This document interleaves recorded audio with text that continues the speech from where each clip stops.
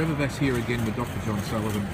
John, we hear a lot about workforce planning, and my belief is it's probably beyond a lot of recruiters. What are your thoughts? How can a recruiter be effective in terms of workforce planning or demand forecasting? Well, short of it, they can't.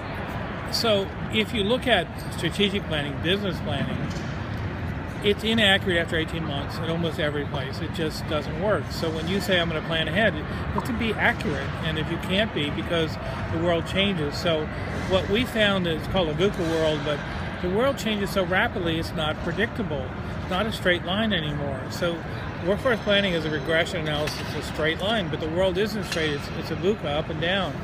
So the best you can do is a talent pipeline, maybe 6 months out, but you can't forecast the demand because the demand changes with the economic forecast. And when the unemployment rate's 20%, the demand is zero and the supply is huge. So it's unfortunate, but I've been doing workforce planning for 20 years. About 5 years ago, it became pretty much impossible.